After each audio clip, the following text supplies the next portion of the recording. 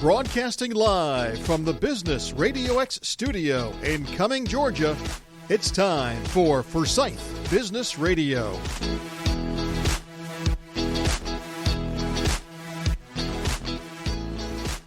And hello, friends, and welcome back to Forsyth Business Radio. I am your host, Amanda Pierce, joined by my co-host, Steve Cooper. How are you today, sir?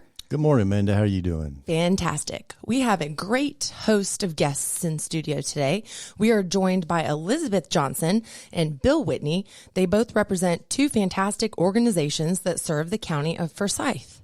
Now, Elizabeth Johnson is the executive director for Jesse's House, and Bill Whitney is the executive director. No. Do tell me what you are, Bill Whitney. I apologize. I'm the Business Development and Community Outreach Coordinator for the Connection Forsyth. All right, and we're going to learn a little bit more about their organizations here in just a moment.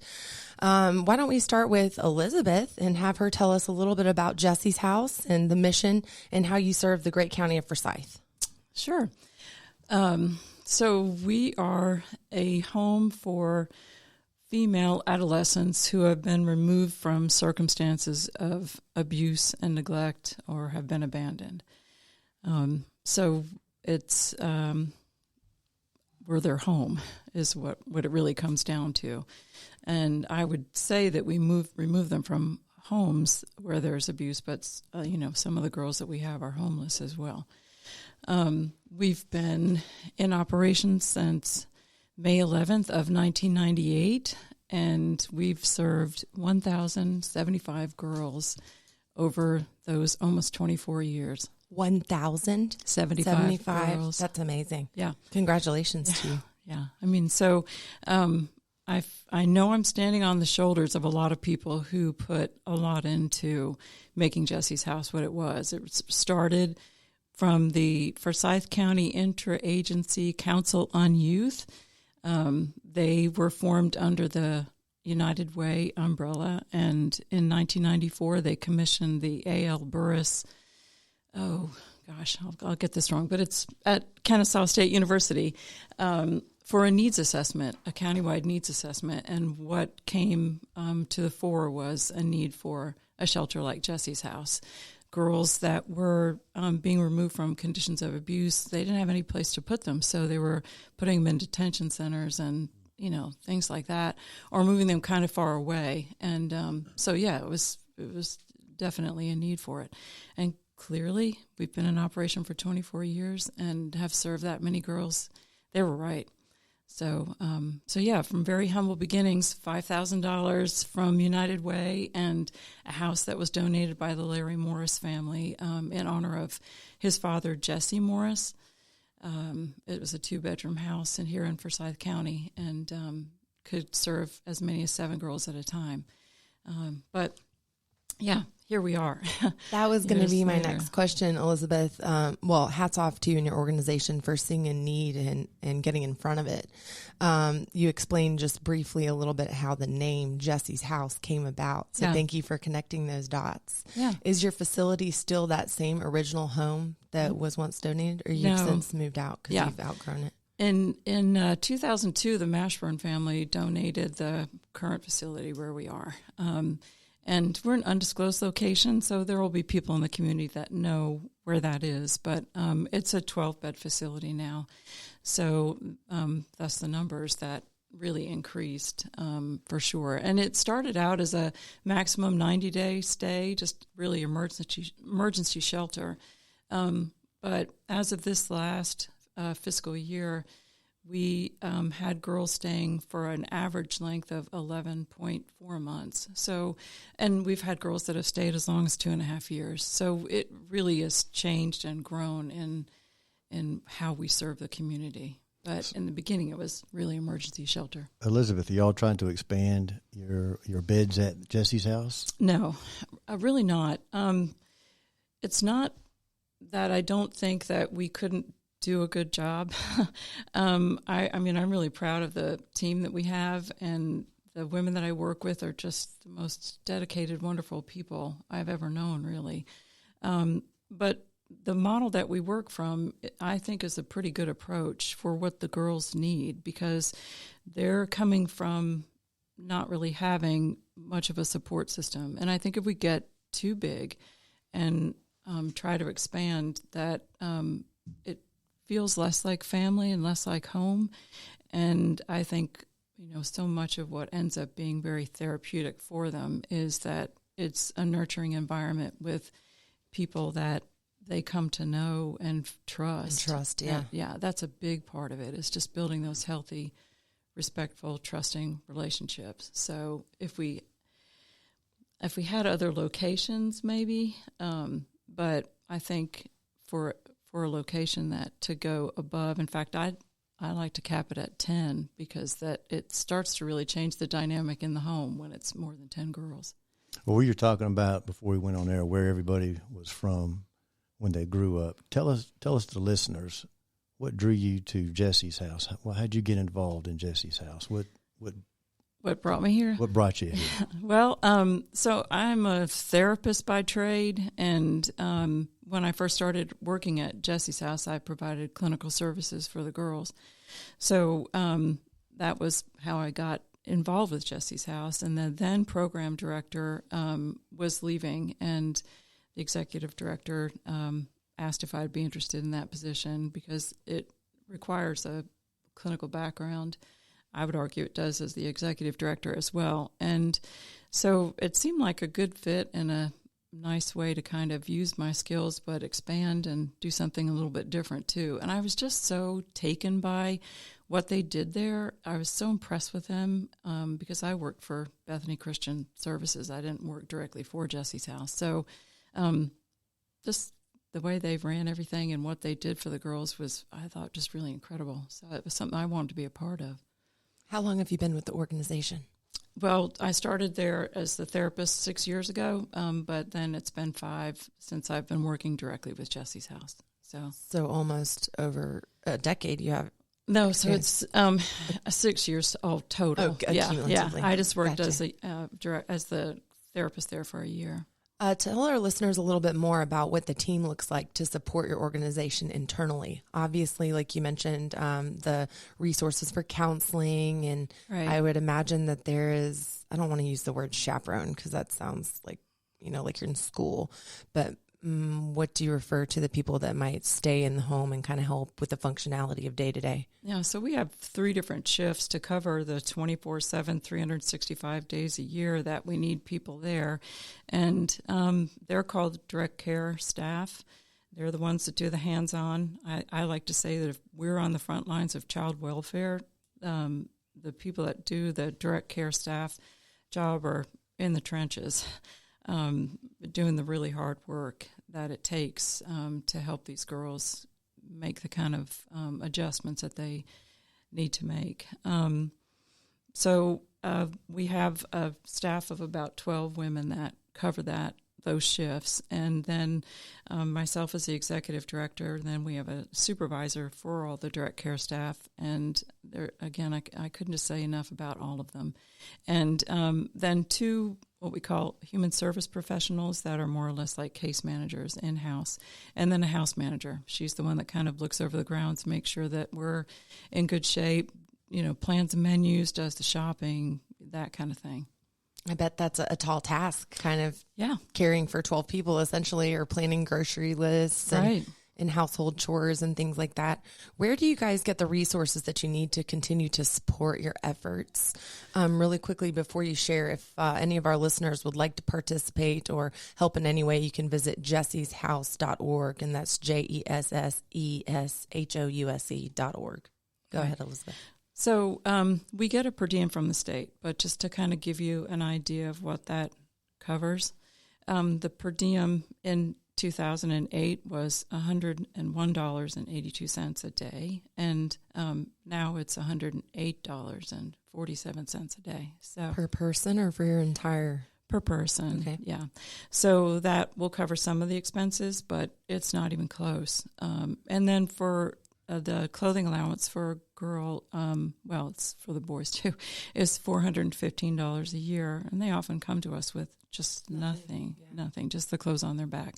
So that's supposed to cover everything. So the per diem really falls, and the support that we get from the state really falls short. So we have to depend on corporate partners and people in the community that, make up the rest of it just to keep in operation, just to keep the doors open. Anything that goes above and beyond, that's wonderful. Mm-hmm. And again, has to be from the community that we're able to do anything extra for the girls. Are you able to share any of your corporate partners and kind of help us celebrate them with you? Sure. We have some that have been, just kind of the rock of how we've been able to keep our doors open. Automation Direct would be one of them. For years they have. Troncalli, Subaru, Chrysler Subaru, they have as well. Hallway Plumbing, couldn't say enough about them. One of our hosts here, Steve Cooper. Oh, he's been a big supporter. I mean, there have been so many, and I have to say that, working in child welfare and the horror of what you hear and know about what these girls have lived through is pretty hard to take. You don't get numb to it, or I haven't, and I've started working in this field in 1987, so I've heard a lot. But the community lifting you up and backing you up and just saying, thank you for the work that you're doing, and I want to support you, and that just means the world to all of us, because first of all, then we can continue what we're doing, and we're not making false promises to these girls, that we can keep them safe and give them a chance to have a life and do things that they never dreamed of, really. But it also just makes you feel like, okay, there's people out there that really do care, and the girls know that as well too. So it really is a genuinely uplifting kind of thing to have that kind of support from the community. I bet that it's a very rewarding role that you play within Jesse's house. Steve, did you have anything to add before we bring Bill into the conversation? Yes, I was going to say I met Elizabeth several years ago. She came and spoke at our Rotary, Lanier Forsyth Rotary Club. That's the one at 7:30 a.m., Elizabeth. Yeah, I know. Yeah, it was tough getting there. And Elizabeth came and spoke, and she just resonated with everybody in that room. I've got 3 daughters, and it just hit my heart, and I think everybody wants to help Jesse's house in any way they can.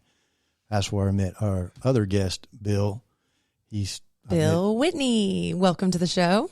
Thank you. It's nice to be here. I just want to say something about Bill. Today he was just brought into the Lanier Forsyth Rotary Club this morning. So he's a inducted? Rotarian. Steve pinned me. Wow. Absolutely. I see your Rotary pin right there on the lapel. Congratulations to you. Representing with honor. Very nice. It's a privilege to be part of that group. And I believe that the core values of Rotary kind of carry through. That's something that we all have in common here, whether or not you're a Rotarian or not. And it's service above self, is it not, Steve? That is our motto, correct. And that is what both of you do here for the community and what we're trying to do by amplifying your message today. So for our listeners, Bill, share a little bit about the Connection Forsyth. I know I see you guys a lot on social media. Cheers to whoever is behind your Instagram specifically, because you guys make me laugh almost every single day. And I always like and I always engage, and I love it. So you guys are very present, and we just discovered, or I just did, geographically you're right down the street. So share with our listeners a little bit about your mission and a little bit about what you guys do. Well, thank you. And it's terrific to be here in this very, very unique group of people who live by the ideals of service above self. I want to take a quick moment here to shout out to our program director, Kayla, who is the person responsible for cracking us all up on social media. When she came on board, she grabbed that responsibility by the horns and really has done a remarkable job. And, the critical element, in my opinion, with that kind of exposure is consistency. And she's always there with something new and always spreading our message. And it's always inspiring, too. Right. And frankly, that's what we are. We like to call ourselves hope dealers. The mission of the Connection is to empower wellness through recovery in Forsyth County. And we do that under the vision of wanting to destigmatize and educate people about addiction and the nature of addiction, and really, as much as possible, educate our community, because frankly, we are all people. And by the way, I should introduce myself as I'm a man in long-term recovery, which for me means that it's been just under 14 years since I found it necessary to take a drink or a drug to manage the circumstances of my life. And what that's made available to me is a life of extraordinary richness and things to which I just did not have access while all of my choices were subordinated by my addiction. So the foundation, which is the Recovery Community Foundation of Forsyth, which is the 501c3 and the fiduciary umbrella under which the connection exists, was started by Catherine Rossborough, who was inspired by a movie that she watched called The Anonymous People. And it introduces the concept of the Recovery Community Organization, or an RCO, and it is a model of addiction recovery support that's peer-based. So it's non-clinical, so it's not an expensive prospect. But I'm going to relate a little of that through my story because, frankly, it's easy for me to remember.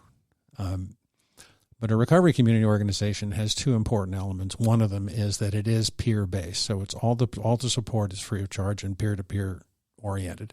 And the second is that it's local. So the state of Georgia is unique in the country in that it has about 34, I'm certain I'm getting that number wrong, but it's in the neighborhood, RCOs in the state. And what's meaningful about the local element is that they serve the communities in which they exist by developing programming that is directed toward the communities in which they live. So the needs of the Forsyth County community are unique to Forsyth County, whereas the needs of a community in a rural area like Stapleton or down in Noonan or down in Savannah, or it's important that the programming be driven by the communities listening. And that's one of the things that we have a peer action committee that's responsible for, being the listening of our community and for us to address those needs when they appear within the auspices of our mission. So that's how RCOs work. They're very nimble, they're very local, and they're really inexpensive. All of the services that we provide are free of charge. I like how you said that it's kind of specific to the area, or that it's regionally based. Is that the right term? Yeah. For so reference, we're all charged with identifying the needs of the community through peer listening, through the people that we serve come to us basically and say, hey, we see this as a missing in the community, and we do a lot of outreach and. What we're trying not to do is creep across other people's mission lines, right? So there's an awful lot of temptation for that. Here in Forsyth County, it's particularly important because there are so many nonprofit organizations doing extraordinary work like Elizabeth's Jesse's House.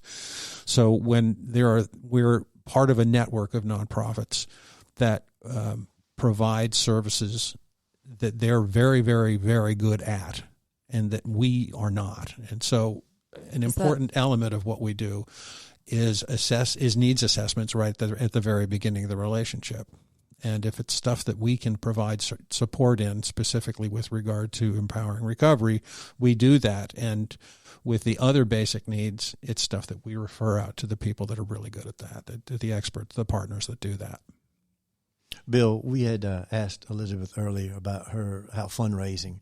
I know that the Connection has a big event that comes up once a year. Tell the folks about that. Well, it's called Recovery Rocks, and we intended it for it to be once a year, and then the pandemic came along and decided that wasn't going to happen for a while. So Recovery Rocks 2 has been scheduled and postponed twice, and we're going to have it again this fall, and the details will follow. But what it is it's a concert. It's a free. Historically it's been free. We may find ourselves growing into a need to cover the basic costs of it, but it is intended to be a community awareness event. It's a rock concert where we bring the community together and celebrate recovery out loud, not just for ourselves, but for our community, because we know that the scourge of addiction attacks whole families and whole communities. And we want to be sure that everybody in the community understand that we're here to serve this community. It's not about us, but it is about community building. And that all starts from the very basic idea that healthy people raise healthy families, and healthy families create healthy communities, and that's what we're all living here for anyway. Out of curiosity, if someone were to want to connect with the connection from a, I don't want to say patient standpoint, but from like a peer standpoint, if I needed help or resources, how would I come to you or your organization? What is the first step? Giving it a Google, find you online, walking through the front door? How would one be a part of? Yes to all. Okay. So you might be referred by your church. You might be referred by Northside Hospital. You might be referred by word of mouth. You can pick up the phone and call us. You can reach out through email, through our Facebook page, through our Instagram accounts. I mean, however you get there is how you get there. We depend heavily on referrals. We have a terrific relationship with the accountability court system here in town. We offer community service to people who need it. The idea here being we are a community organization, so we try desperately to obliterate any barrier to access to our organization. And are you also a 24-hour facility, or is it more No. business type hours? No, our staff is like 4, so 24 hours is not available. But we are there for regular business hours, and of course we do a lot of events, so we're on site for that. And coaching is available anytime you need it. So if it's something we can do remotely by phone, we can do that. But people are welcome to come in during business hours, or like I say, whatever referral avenue is available to them. We tend to be very responsive. And for those of you listening that care to poke around online and check it out, it's theconnectionforsyth.org. That's correct. Go ahead, Steve. Now, Amanda, both Elizabeth and Bill are great speakers, motivational speakers, and they're champions of their nonprofit organization. But for the listeners out there, let's start with Elizabeth. Tell the listeners something about yourself that maybe some people don't know out there, just as a personal, like you play guitar or...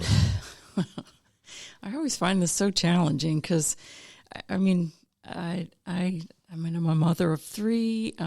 I've lived here in Forsyth County for 21 years. I've been teaching an adult Sunday school class for 18 years. How about that? I don't think anybody knew that about me. Very nice. And that I know a lot of the people that started Jesse's House, because a lot of them came from our church. So, I feel pretty connected to the community that way. So, I don't know. That's not very exciting. Bill? I know a lot about Jinx. you, but go ahead and spill the beans. I'm the luckiest guy you ever met in your whole life. I've sailed a boat to Bermuda and to Nova Scotia. I play the guitar. Steve does too. He tells me, I try to play the guitar. We're going to get together and scare some cats. I like to ski. I love the outdoors. I think that one of the really great things that's not unique to me that I have enjoyed more than anything in my life is I got to work with my dad for a period of time in my career, and it just I'm always going to get to have that. And anybody that's ever worked with their dad, and I know Steve has, there is something incredibly satisfying about that. That's just What did I your still dad think do? my dad has passed on now, but he had a manufacturing facility in Connecticut, and we made very high-end leather goods, belts and suspenders and things for men. And I was a headhunter in California, and I got sick of it after the big earthquake in '89, and he called up and said, "Hey, I could use some help," and I went there, and I discovered a talent for design that wound up being a very, very good career for me. So, but that experience of getting to work with and be mentored by him, and to get to share that time in our lives together as adults, and I don't think many fathers and sons get the opportunity to be that close on a regular basis as adults, was an experience that really had an enormous impact on me and taught me an awful lot about who I wanted to be when I grew up. And are you an only child? I'm the oldest of 5. Oldest of 5. So that was cherished time that you got to spend. You better believe it. Yeah. Yeah. It was wonderful. I bet if I was a betting gal that you still have some leather goods that you and your father crafted together. Oh, heavens, yeah. Sure. And to be honest, I discovered a design talent while I was working for him. I got exposed to some of the finest designers in the world, and had an opportunity to use my dad's business like a personal craft shop. And the next thing you knew, we're out in the world selling all this stuff that I designed. And what did you design, Bill? I'm on the edge of my seat here. So I was goofing around in my dad's factory for about a year when the sales manager came in and said, "Hey, all this stuff where all these great belts come from?" And I said, "Well, I made them here in our factory." And he looked at me like, "Okay, you're kidding." No, we really made them here. And he didn't realize what we were capable of in that shop. So he asked me if I could make a line for him to sell. And I said, not knowing any better, said, "Sure." And then looked up what he meant and figured, okay, well, put something together. And we did. And he liked what we had put together. And he said, "You're coming with me. We're going to Seattle. We're going to go see Nordstrom." I looked at him like, "What do you mean we're going to see Nordstrom?" I'm not the smartest guy in the world, but finally it dawned on me he wanted to go sell my stuff at Nordstrom. And so we took it out there, and to make a long story short, they bought the whole thing. Look at So we wound up making all the belts with the Nordstrom brand label on them for years. Very nice. And that wound up being at the beginning of, well, I guess I'm a designer. And then I started paying attention to it, and it got really competitive. And we were making stuff for Polo, Ralph Lauren, and I was going to Calvin say, Klein, and that man's name was Calvin Klein. Yeah, I had an opportunity to go and be the accessories designer at Calvin Klein, which I didn't do because my circumstances were such that I had 3 little kids, and my wife didn't want to be a Westchester widow, and she's a really, really sharp cookie. So we went in another direction, and it worked out well.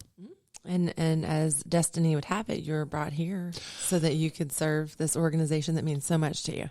It just goes to show you never know until you show up. Mm-hmm. You know, I got sober in St. Louis, Missouri, and was blessed with an opportunity to spend the rest of my life with another remarkable woman. And so I came here, and she told me about this thing she had started and asked me to help out in whatever way I could. So I started out volunteering in September 2018 when we opened the doors of the Connection, and wound up being its executive director during the pandemic, and then moved into the outreach and development role at the end of last summer when the need for that became very apparent. It's been an interesting time. I had a business before that was fun, and I had started, and it's just, you never know what's going to happen until you wake up and see that there are other callings in your life besides the one that you're into now. Being called to serve. No Again, question. Kind of bringing that full scope. That's something that we all share a passion for. Out of curiosity, just because we're talking about mentorship and leadership and impact, when you wake up in the morning, Elizabeth, and it doesn't have to be geared towards your organization, it could be towards your family. When your feet hit the ground, what is your why? Well, I was just saying before that I've been leading a Sunday school class for adults for 18 years, and my dad's a minister. So, yeah. You didn't share that snippet before, and now a lot makes sense. He was talking about working with his dad, and in a lot of ways, my dad was kind of the mentor and, driving force around, in some ways, feeling the confidence to feel like I could lead a class. And just a lot of interest, too. That's just, was something that we were able to share growing up. And I'm lucky enough that he's 89 years old, still around, and I get to talk with him all the time. And he's still my mentor and inspiration a lot of times. But serving others is the highest calling we have. And I wouldn't want to try to tell everybody what I think it is to be Christian, but I do feel like I'm called to serve others, and that is part of what it is, and that's my why. To see these girls that have come from just some of the worst circumstances that you can imagine, not just poverty, but I was sharing before we got on air that 80% of the girls that we serve have been sexually abused, and at times it's been 100%.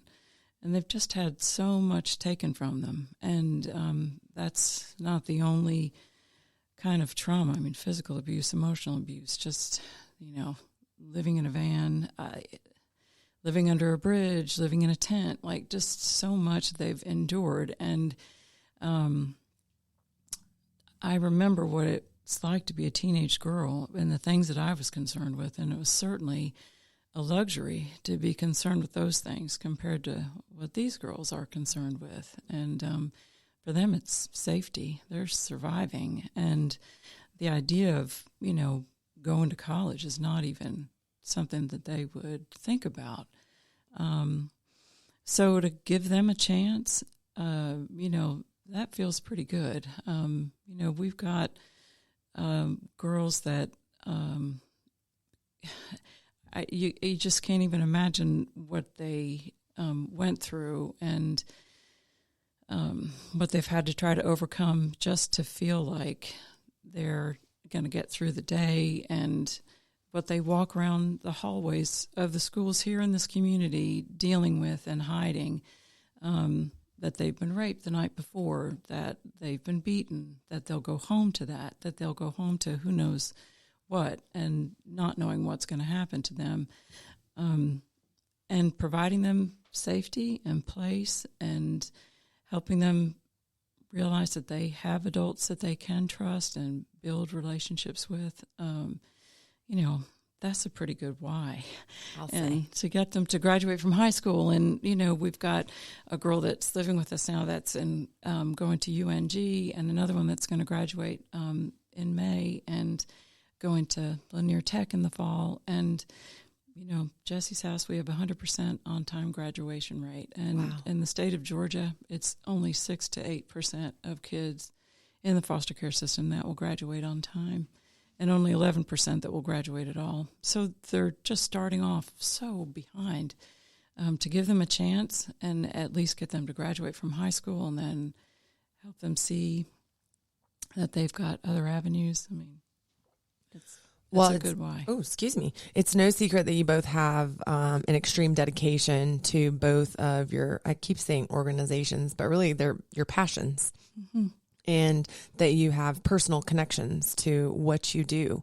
For those listening who have been moved to participate or to help in some way, what types of things can people do to help Jesse's House outside of a monetary contribution?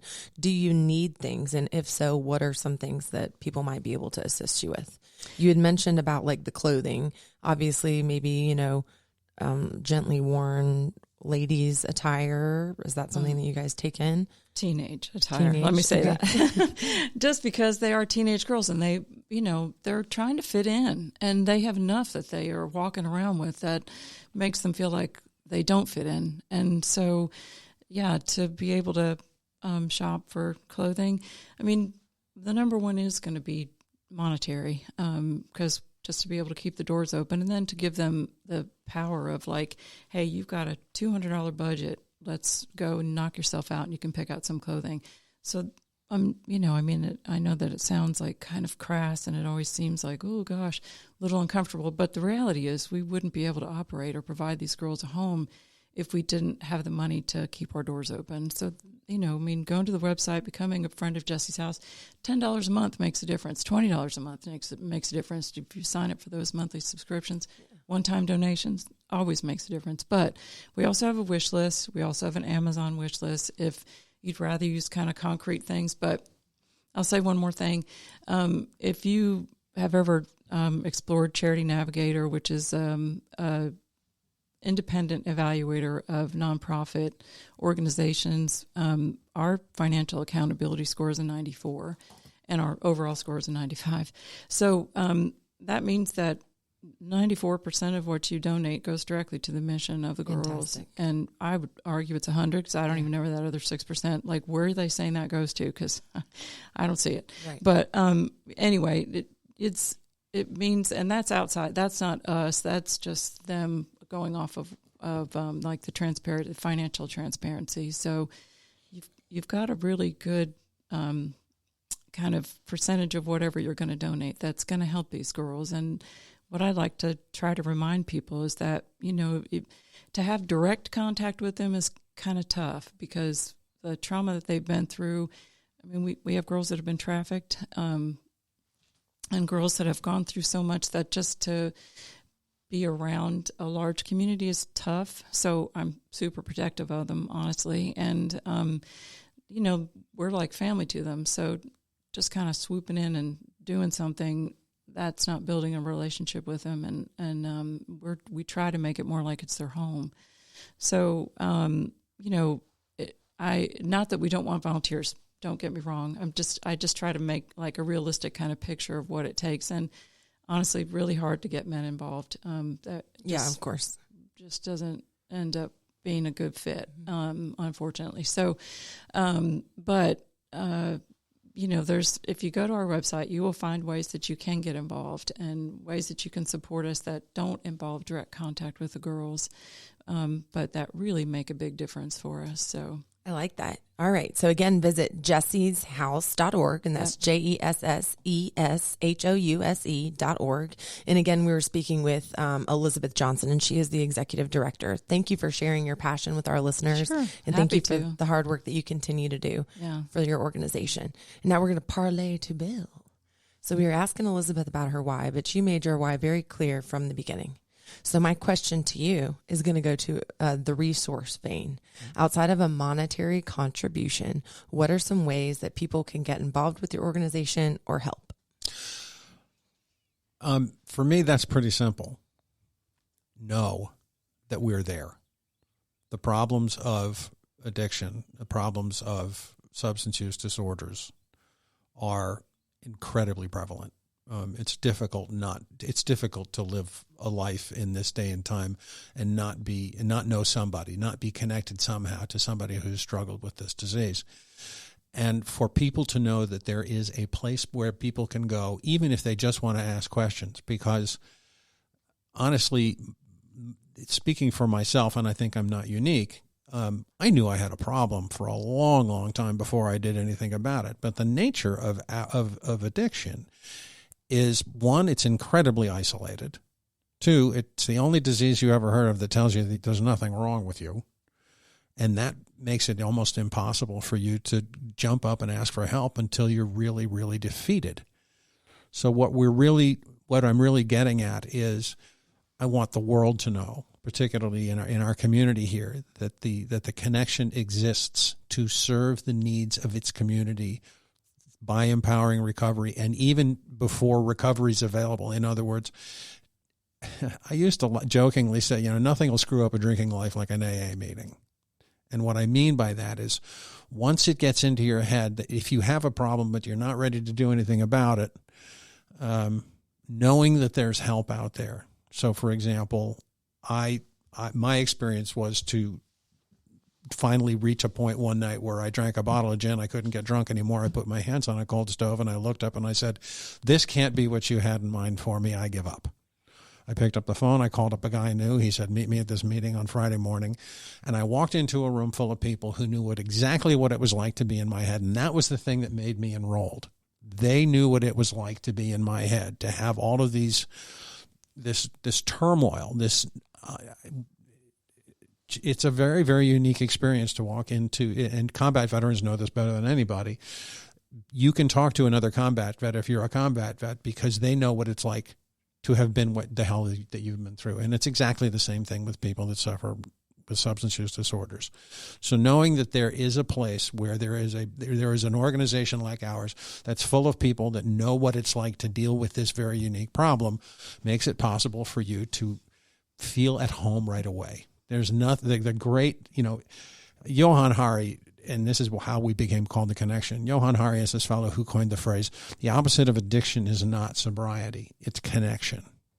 The opposite of that disease of isolation is connection to other human beings, and the people you're going to connect with are your community, and in this case, fellow sufferers and people who have found the pathway out. So awareness is one of the key things. The other is that because we're a very, very small staff, anything that we do that looks like an event depends heavily on volunteer help. So we are very happy to receive volunteer help. And fortunately, we live in a county that is unbelievably willing. We were part of the nonprofit fair a couple of weeks ago, and there were people that showed up at the nonprofit fair that were only interested in that were there to find new volunteer opportunities for their organizations. So we had churches, we had an enormity of young people in this county, which is just such a blessing to the county. The number of young people that came up and said, I just want to help. We had high school age students. That wasn't my experience in high school. I was all about me and fun. It's really a remarkable community, and it speaks well to the quality of the life that we enjoy here. So volunteer opportunities are available through our website. You can just call us up and say, hey, how can I help? Of course, not unlike any other nonprofit, we're very happy to receive monetary donations, especially in light of the fact that we outgrew the building that the county very graciously loaned us for $1 a year about 20 minutes after we moved in. So we're going to be homeless pretty soon here, so we're going to be looking for a lot of help from the community. But I think that awareness and volunteer help in the short term are really where we live. Fantastic, Bill. And thank you for that question, by the way. Of course, and thank you for your robust answer. And for those listening, again, to visit the website, it's theconnectionforsyth.org. And again, for Bill Whitney, who is the marketing and business development arm of the organization, and for Elizabeth Johnson of Jesse's House. Steve, do you have anything to add before we wrap up this nonprofit edition of Forsyth Business Radio? Yeah, I'd just like to thank Elizabeth and Bill for coming on our show. Jesse's House and the Connection do great things for Forsyth County. And for everyone that's listening out there, please help these nonprofits. Thank you. Of course. And for everybody listening out there who would like to stay in touch with us, subscribe to Forsyth Business Radio wherever you enjoy your audio shows. These shows are available 24/7 online if you visit businessradiox.com and select the Forsyth Studio. For my co-host Steve Cooper and for me, Amanda Pierch, this has been a special nonprofit edition of Forsyth Business Radio on Business Radio X.